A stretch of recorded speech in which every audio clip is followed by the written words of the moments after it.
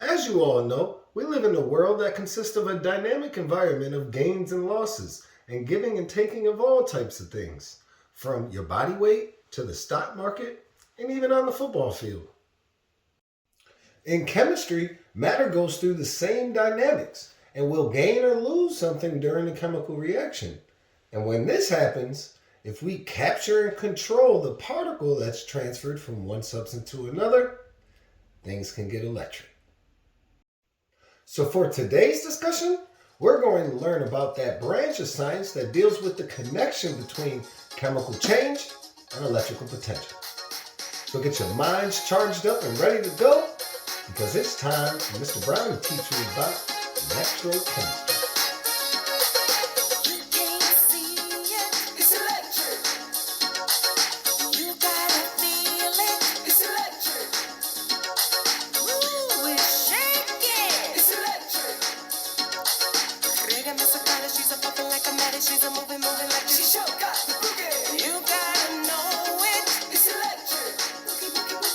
To understand how chemical changes and electricity are connected, we must first look at what is happening with that little charged up particle inside of the atom called the electron, and exactly what happens to the atom when it gains or loses these electrons. As we have learned previously, atoms become ionized by either gaining or losing electrons. And to keep track of the electrons gained or lost by the atom, we use oxidation states to show the new charge of that molecule by including a plus or minus sign and the number of electrons transferred in superscript form. The oxidation state for all uncombined elements is 0, meaning any single atom or molecule has no overall charge. And for compounds that are composed of multiple elements, the sum of the oxidation states of all of the atoms in the compound must also equal 0 as well. So when there is a compound in which we do not know the oxidation state of a particular element in the compound, we can solve for X to determine the charge of that element by setting the equation equal to 0. In polyatomic ions, the sum of the oxidation numbers of each atom in that ion must be equal to the total net ionic charge of the ion. And we can determine the charges of each element in that polyatomic ion by setting the equation equal to the total charge of the ion and solving for X within the algebraic expression. To sort out the processes of gaining or losing electrons, scientists call gaining one or more electrons by an atom or molecule and becoming negatively charged a reduction of that substance, while losing electrons and becoming positively charged is classified as an oxidation of the substance. All of this is meaningful to us because the loss of electrons in one substance is always accompanied by those same electrons being gained by another substance. And we call a chemical reaction that has reduction and oxidation processes occurring simultaneously a redox reaction. A perfect example of a redox reaction is the corrosion of the metal from your vehicle that is due to the water droplets on it. And this happens because the iron metal that your car frame is made out of is oxidized when it loses electrons that are gained by those water droplets left on the car, thus creating what is known as iron oxide, which we call rust. So when you leave a car wash, people, if you don't want to have rust in your car, make sure you dry it. So instead of viewing a chemical reaction through the chemical equation of the elements and compounds at the initial point and when it is complete, we can view it in terms of the redox processes to determine which substance is oxidized and which substance is reduced. In this example of the synthesis of magnesium sulfide from solid magnesium and sulfur, we can see that the magnesium atom changes to the magnesium ion by losing 2 electrons and becoming positively charged. Thus, we can say that the magnesium is oxidized, while the sulfur atom turns into the sulfide ion by gaining those 2 electrons, so the sulfur atom is the one that is reduced. We represent the overall redox process by illustrating the 2 separate component processes of the reaction, that being the oxidation and the reduction, and to do so we use chemical equations that we call half reactions because they show half of the overall redox reaction. Each half reaction displays the starting substance and the resulting ion of the oxidation or reduction of that substance. But most importantly, the half reactions will show the movement of electrons due to the oxidation or reduction by having the number of electrons with the letter E and a negative superscript as a reactant if those electrons are gained, or as a product if those electrons are lost. A nice little saying to help you remember these processes is Leo the lion says jur, meaning that substances that lose electrons are oxidized, Leo, and substances that gain electrons are reduced, jur. And by looking at a particular substance's change in oxidation state from the beginning of the reaction to the end, you can determine which substances in a redox reaction are oxidized and which of the substances are reduced. So in a redox reaction, we have substances gaining and losing this little tiny particle called an electron. But what do you think happens when we make use of this stream of electrons flowing from one substance to another?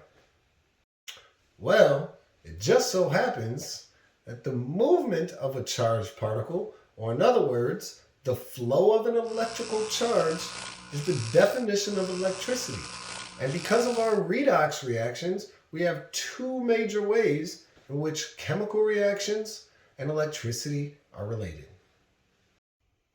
Due to some elements being more active than others, certain chemical reactions will take place spontaneously, meaning those will occur without any outside involvement.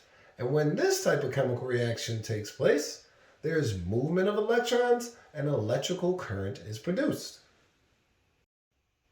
Other chemical reactions are non-spontaneous and will not occur naturally, but with the presence of an electrical current, we can force these non-spontaneous reactions to take place anyways. So ultimately, electricity is the movement of those tiny little particles that we call electrons. In spontaneous reactions, one substance will naturally lose electrons, while the other substance gains those electrons. So if we separate those 2 substances and provide a path for those electrons to travel from one substance to another, we can create a stream of flowing electrons, which is known as an electrical current. Get it? Stream of electrons, electrical current. In non-spontaneous reactions, both substances are forced to gain or lose the electrons by separating those substances, providing a path for those electrons to travel, and by placing a battery or power supply in the middle of those substances to force the electrons to move from one to the other. By using a battery source and by positioning the positive end of it towards one substance, you can then pull the electrons from that substance and oxidize it. And with the negative end of that battery facing the other substance, you will then push the electrons towards that substance and it will become reduced. Separating the 2 substances that gain or lose electrons creates what is known as an electrochemical cell. And of course, there's different types of electrochemical cells that you can make. A galvanic cell that uses the spontaneous reaction to produce a flow of electrons, or the electricity, and an electrolytic cell that uses an electrical current to force a non-spontaneous reaction to take place. Galvanic cells, which are also known as Voltaic cells, generate electricity through a spontaneous single replacement redox reaction. They contain 2 half cells with metal electrodes and aqueous solutions that separate the 2 substances that are being oxidized and reduced, a wire to connect the 2 electrodes, and a salt bridge to connect the 2 solutions. Each half cell of a galvanic cell contains a metal electrode made out of the substance being oxidized or reduced to provide a surface for those redox processes. And by looking at an activity series, you can determine which metal is more active and thus becomes the electron donor, and which metal is less active and thus becomes the electron acceptor. The metal electrode that will lose its electrons will be negatively charged due to those electrons coming from it. And this electrode is called the anode, while the metal electrode gaining those electrons must be positively charged in order to attract those negatively charged electrons, and this electrode is known as the cathode.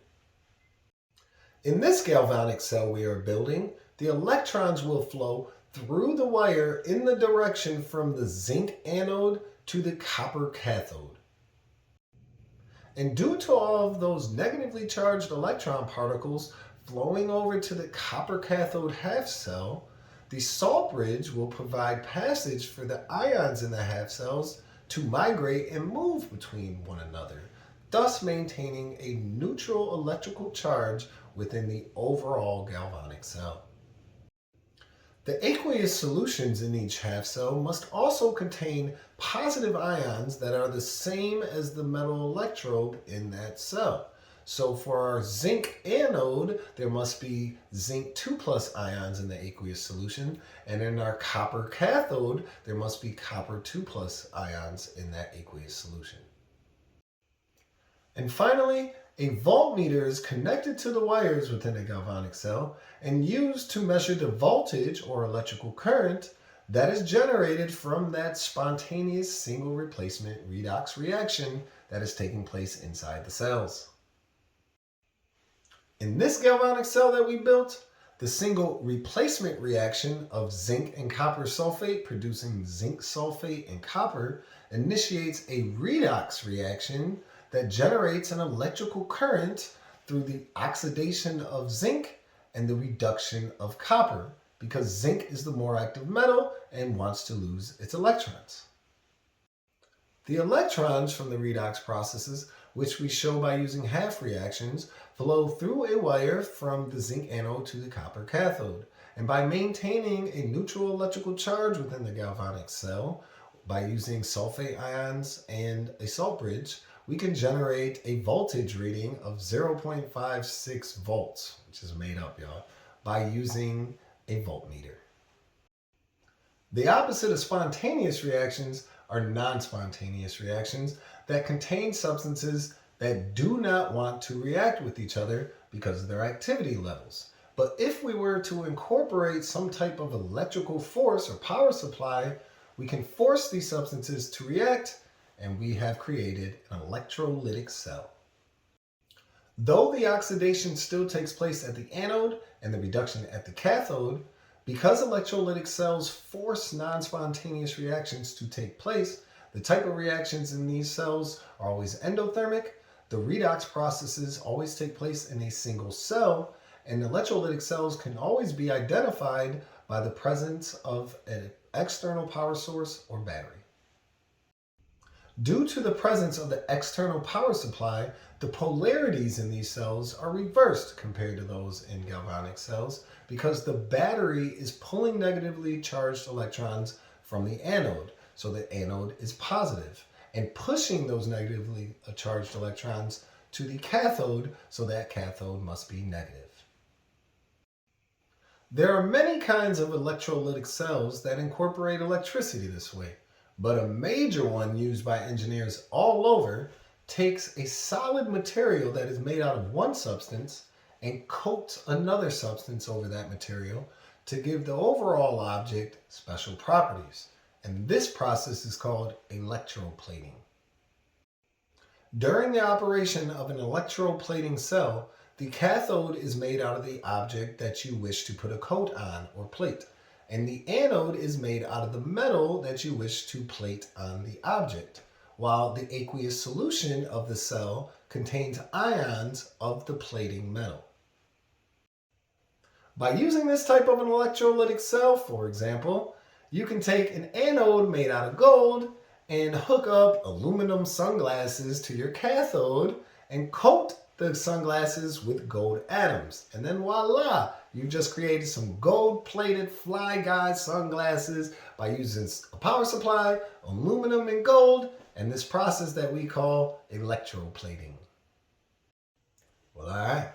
And now that you know all about electrochemistry, why don't you try out these electrical practice problems to see how chemical.